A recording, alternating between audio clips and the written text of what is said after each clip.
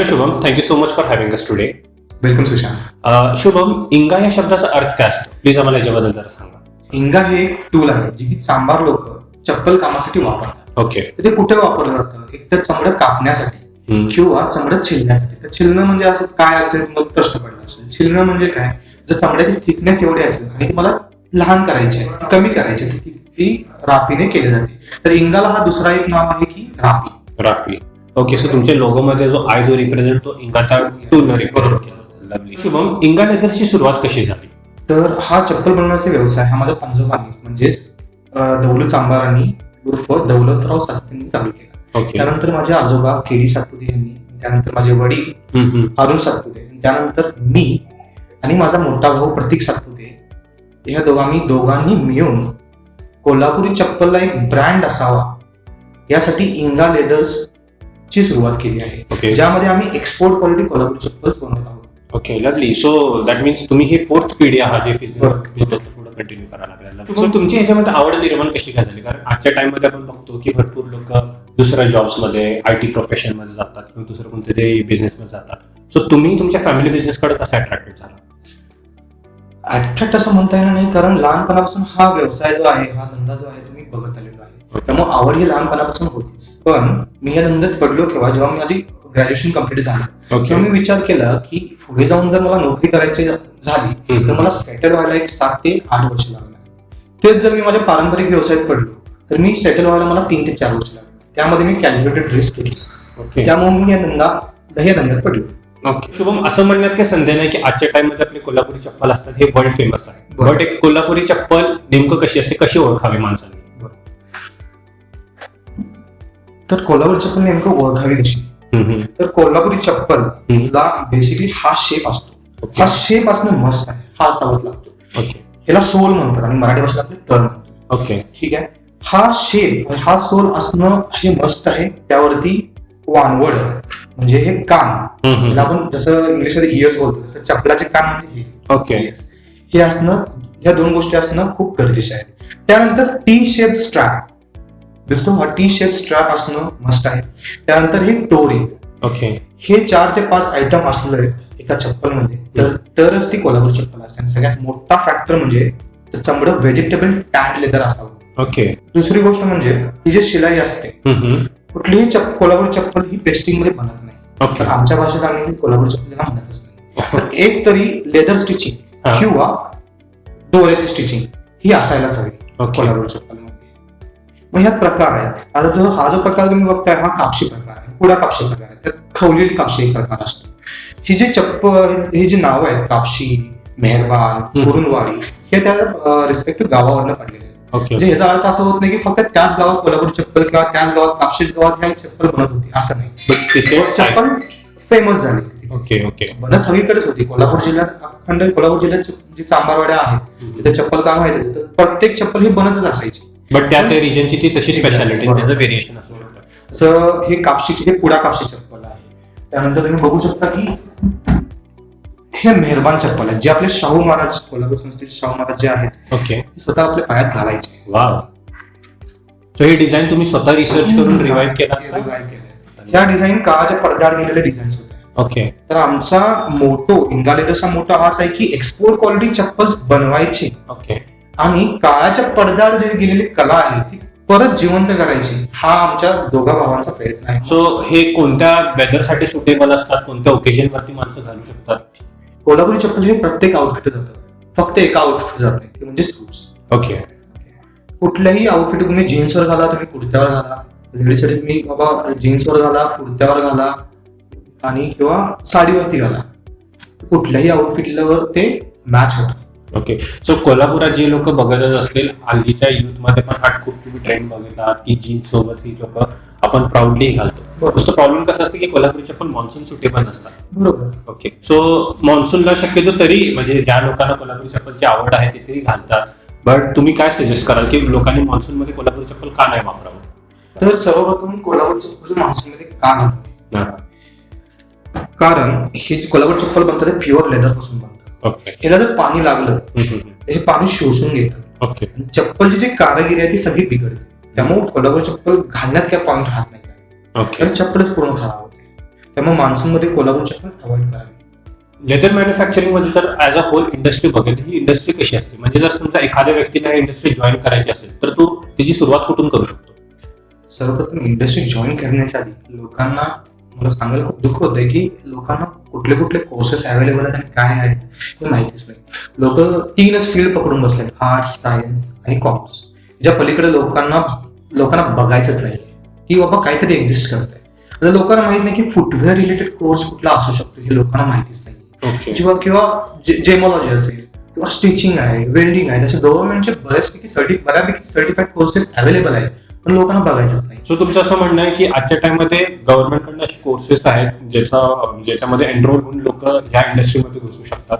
बरोबर. ओके, ह्याच इंडस्ट्रीमध्ये घुसू शकतात आणि बऱ्याचशा इंडस्ट्रीज आहेत त्यामध्ये ते घुसू शकतात. ओके, की ते नोकरी करत करत हे त्यांचं जे एखादा वोकेशनल कोर्स किंवा समजा मी स्टिचिंगचा कोर्स केला तर मी घरी बसून कुठल्या बाबा एक आउटफिट शिवू शकता काय, किंवा तुम्ही वेल्डिंगचा कोर्स केला एक पार्ट टाइम कुठं तर जॉईन होऊ शकता, किंवा लेदर फुटवेअरचा कोर्स केला एक पार्ट टाइम कुठं तर जॉईन होऊ शकता. तुम्ही एक्झिस्टिंग नोकरी न सोडून तुम्ही हेही करू शकता. तुमच्याकडे मल्टिपल सोर्स ऑफ इन्कम सुद्धा इन्कम सोर्स आहे. सो कधीही केव्हाही असं नसतं की एखादा जॉब करणं वगैरे चुकीचं आहे, बट ठीक आहे, जॉबच्या सोबत जर तुम्ही स्किल डेव्हलप केला तर तुम्ही स्वतःची multiple source of income generate करू शकता. फॉर एक्झाम्पल जसं या पॅन्डेमिक सिच्युएशनमुळे जॉब शॉर्टेजेस खूप ठिकाणी झाले, भरपूर लोकांच्या नोकऱ्या गेल्या, त्याच्यामुळं सडनली प्रत्येक लोकांचे सोर्स ऑफ इन्कम कट झाले, त्यांना खूप फायनान्शियल क्रायसिस फेस करावं लागलं. बट तुम्ही असे कोर्सेस वगैरे मध्ये एनरोल करून स्किल डेव्हलप करून स्वतःचं स्टार्टअप सुद्धा चालू करू. बरोबर. आणि कोणाला माहित आहे की तुमचं स्किल लास्ट तुमचे इंटरेस्ट आणि ह्याच्यामध्ये डेव्हलप झालं, पुढे जाऊन तुम्ही तुमच्या जॉबला सोडून ह्यालाच as a main source of income सुद्धा बनू शकता. प्लस इथून अजून काही खूप वेगवेगळ्या कोर्सेसमध्ये किंवा वेगवेगळ्या फील्ड्समध्ये डायव्हर्सिफाय करू शकता. ऑपॉर्च्युनिटी ओपन होतात. हो, आणि अजून मला असं विचारायचं आहे शुभम की तुमच्या फॅमिलीच्या एक्सपिरियन्समध्ये ह्या लेदर मॅन्युफॅक्चरिंग इंडस्ट्रीमध्ये या टू बी प्रिसाइज फुटवेअर इंडस्ट्रीमध्ये over a period of time काय चेंजेस आले?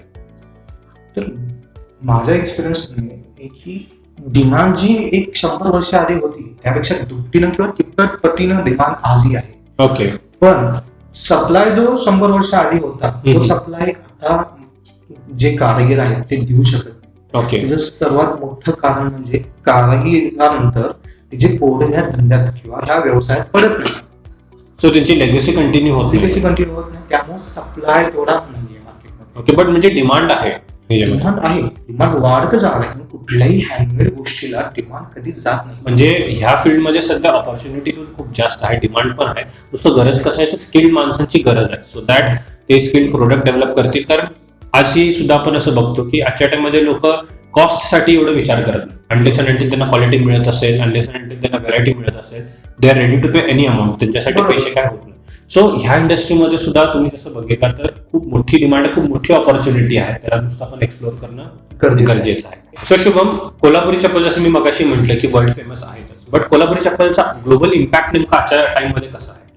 इम्पॅक्ट म्हणजे 2018-19 साली कोल्हापुरी चप्पल 16 कोटी रुपयाची कोल्हापुरी चप्पल 32 कंट्रीज मध्ये एक्सपोर्ट झाले. आणि लेदर इंडस्ट्रीचा इम्पॅक्ट म्हणावा गेला तर जगातला 13% फिनिश लेदर हे भारतात बनतात. 13%. आणि जगातलं टोटल प्रोडक्शन फुटवेअर प्रोडक्शन जे आहे त्यापैकी 9% फुटवेअरचं प्रोडक्शन हे भारतात होतं. ओके, आणि 2020-21 साली भारताने $3.67 बिलियन लेदर गुड्स, ऍक्सेसरीज आणि फुटवेअरचा एक्सपोर्ट केला. दॅट इन्क्लुड्स तुमचे बेल्ट आणि बाकीचे सगळेच त्याच्यामध्ये.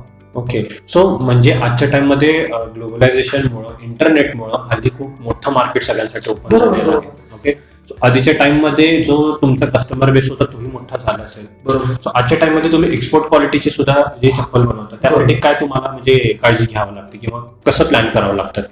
तर एक्सपोर्ट क्वालिटी म्हणजे नेमकं काय, त्या कंट्रीजसाठी सुटेबल असणारं चमडं वापरणं, ज्यात बाबा कुशनिंग असेल ते वापरणं सगळं आलं, पण त्या कंट्रीच्या नॉर्मनुसार ते तुम्हाला बनवावं लागतं. ओके, कलर असेल, ते मटेरियल असेल, सगळं. जसं EU नॉर्म्स प्रमाणे तुम्हाला टॉक्सिक फ्री, केमिकल फ्री चमडं वापरावं लागतं. आता आपलं कोल्हापूर चप्पल हे टॉक्सिक फ्री आणि केमिकल फ्रीच असतं. ओके, पण त्यांना कम्फर्ट मतलब असतो.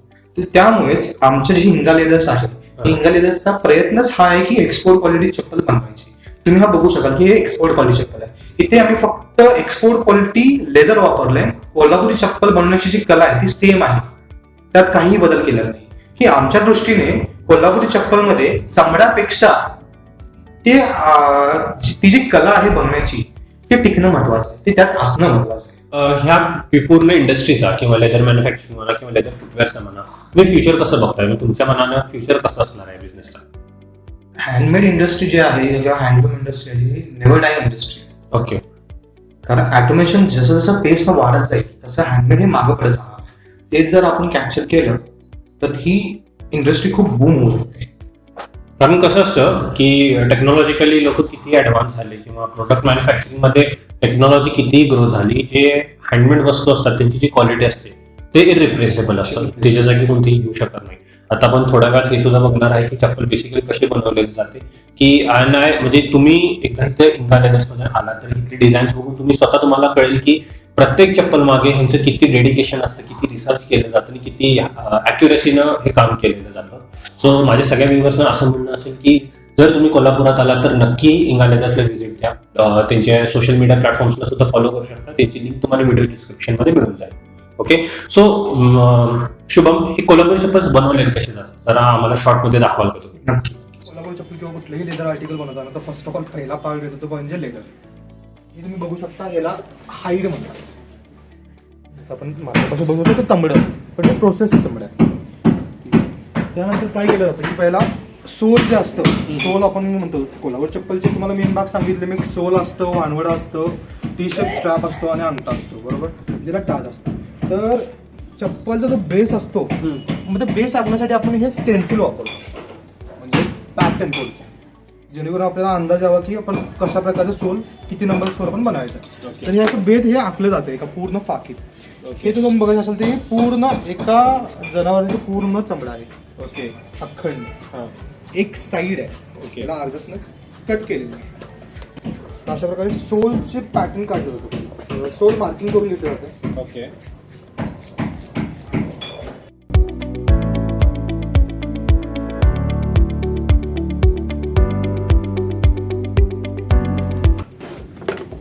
त्याचा अप्पर पार्ट, अप्पर पार्ट. हे दोन्ही जर तेव्हा तुम्ही चिटकून शिवता ना त्याला वीट म्हणतो, म्हणजे आपला कोल्हापुरी चप्पलचा बेस तयार झाला. ओके. मी पुढे तुम्हाला दाखवतो.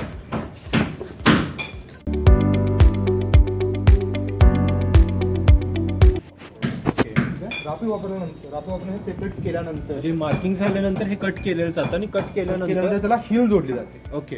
टाच, त्याला मराठी भाषेत आपण टाच म्हणतो. हा सोल हा असा तयार होतो. हा पार्ट हाच आहे. ओके. आणि जो वानवड आहे ते वानवड हे आहे, सोल पार्ट, त्याच्यावरती हिला वानवड म्हणतात. त्याच्यावरती हे चिटकवलं जातं. ते चिटकवून हे कापलं जातं. हे कापल्यानंतर याला स्टिचिंग येतं. स्टिचिंग आपण तुम्हाला दाखवतो. लावून उपयोग होतो, असं मारावं लागतं, ते बॉन्डिंग व्यवस्थित बसतं. तो कोणता कलर असतो, म्हणजे कशा नॅचरल लॅटेक्स, लॅटेक्स आहे प्लस ऐकलं क्लोथ.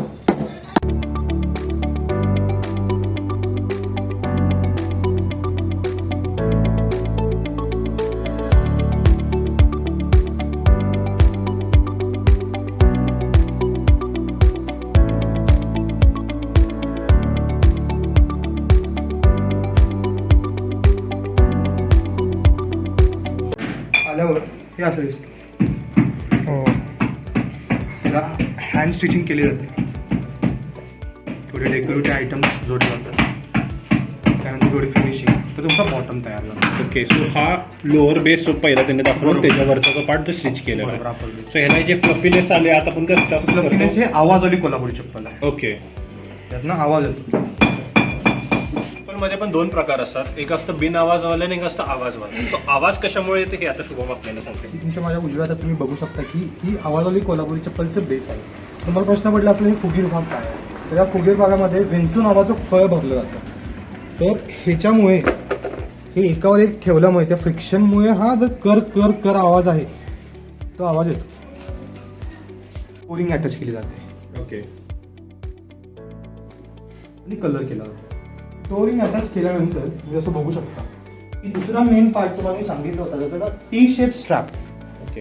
हा टी शेप स्ट्रॅप कोल्हापुरी चप्पलचं 2 ते 3 गोष्टी तुम्हाला बघायला सांगितलं होतं की बाबा टो रिंग असावी, टी शेप स्ट्रॅप असावा, वानवड असावं, सोल असावं, कोल्हापूर चप्पल एक स्पेसिफिक शेप असावा. तर त्यामधलंच एक घटक म्हणजे टी शेप स्ट्रॅप. आणि हे प्रत्येक स्ट्रॅप जो असतो तो प्रत्येक डिझाईन वेगळं ओके पण आउटलुक सेमच. ओके ओके हे टी शेप पाहिजे. हां तर असं हे तयार केलं. ह्यात ते पिअर्स केलं जातं, हो ओळलं जातं. शुभम, आतापर्यंतच्या फुल प्रोसेसला किती वेळ लागतो, म्हणजे किती दिवस लागतो? एका दिवसात एकच चप्पल बनते. ओके. तर मग बॅच वाईज प्रोड्यूस केलं तर 5 ते 6 चप्पल एका दिवसात बनू शकतो.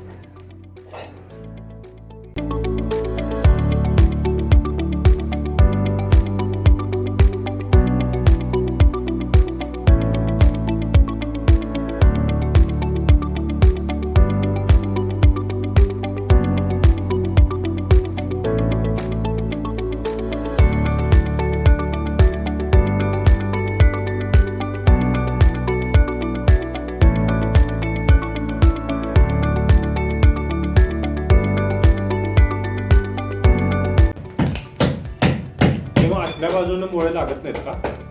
हे मुळे टेम्पररीली आपण ठेवतो त्यावर स्टिचिंग होते. Okay okay. त्यानंतर काढतात ते मुळे. अच्छा अच्छा ते अच्छा. तोपर्यंत फक्त स्टिचिंग होईपर्यंत त्या जागी राहण्यासाठी ते मुळे फक्त मारले गेले आहेत.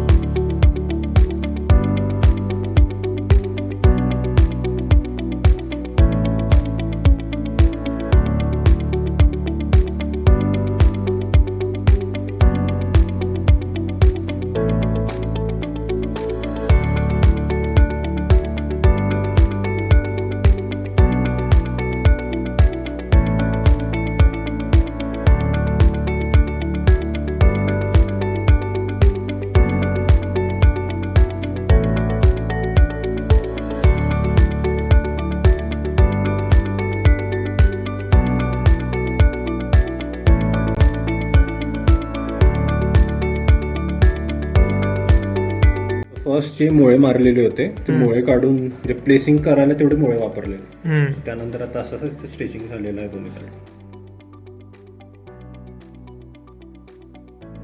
असं फायनली आपलं कोल्हापूर चप्पल तयार झालेलं आहे. ते फायनल स्टिचिंग नंतर तुम्ही बघू शकताय हे प्रोडक्ट रेडी झालेलं आहे.